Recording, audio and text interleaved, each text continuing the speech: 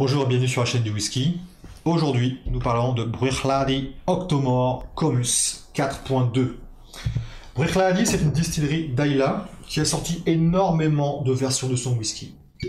Ils font des whiskies tourbés et des whiskies non tourbés. Alors, le manager de la distillerie, Jim McEwen, est un grand passionné. Il a une démarche locale, socialement et économiquement parlant. Par exemple, il est le premier employeur de l'île.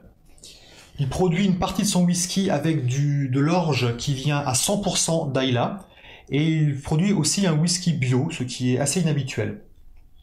Alors, dans les whiskies tourbés de Bruichladdich, il y a la série des Port Charlotte, qui sont des whiskies, on va dire, normalement tourbés. Et puis, il y a le haut de gamme, la série des Octomore. Octomore, c'était une ancienne distillerie d'Islay qui a disparu depuis. Comus, c'est le fils de Bacchus, le dieu du vin, dans la mythologie grecque. Ce whisky a 5 ans, ce qui est très jeune. Il a vieilli dans des fûts de chêne américains et également français, mais pas n'importe lesquels, des fûts ayant contenu du sauterne du château d'Yquem, le sauterne le plus prestigieux au monde. Le Comus 4.2 titre à 61 degrés d'alcool, c'est un cask strength, c'est très très costaud. 167 ppm parties par million en phénol, ce sont des molécules organiques issues de la tourbe, ce qui en faisait au moment de sa sortie le whisky le plus tourbé du monde. Il a été battu depuis par un autre Octomore. Alors quand on sait qu'un whisky tourbé classique tourne autour de 40 ppm, comme un Ardbeg ou un Laphroaig, on se dit oulala, 4 fois plus tourbé, où va-t-on? Mais justement, allons-y. Alors on est effectivement une tourbe omniprésente, c'est ce qui vous frappe, c'est ce qui attire votre attention en premier. Mais patience, si on attend suffisamment, autre chose se révèle. C'est le fût de sauterne qui a trahi sa présence.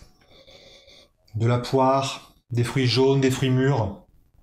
Alors, le truc vraiment balèze, c'est que quand on fait ça, quand on tourne le verre, 360 degrés, il se forme ce que Jim McEwen appelle lui-même « a ring of pearls ».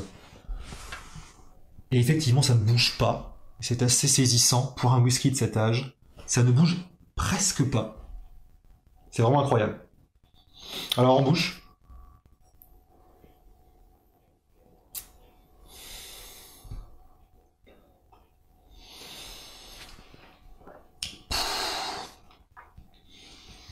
Grosse décharge de tourbe omniprésente, très franche, c'est envahissant, mais également autre chose, cette douceur fruitée, la texture est très épaisse comme un sirop de fruits.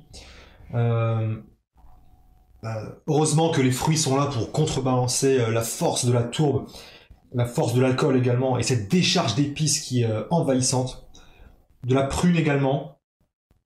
Une finale très longue, un côté fruité, mais pas vineux, comme on peut avoir dans certaines finitions au Porto, par exemple.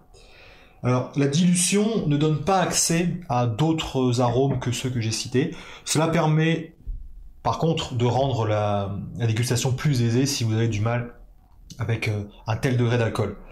C'est vraiment une grosse expérience, une intensité incroyable, dans la tour bien sûr, mais aussi dans les autres arômes.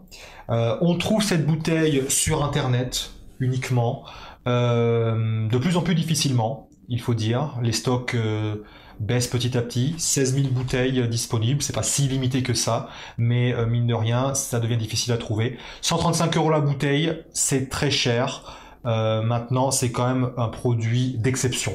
Je ne vous parle même pas d'eBay, là où on peut avoir des prix encore plus élevés. Allez, à bientôt pour un prochain épisode.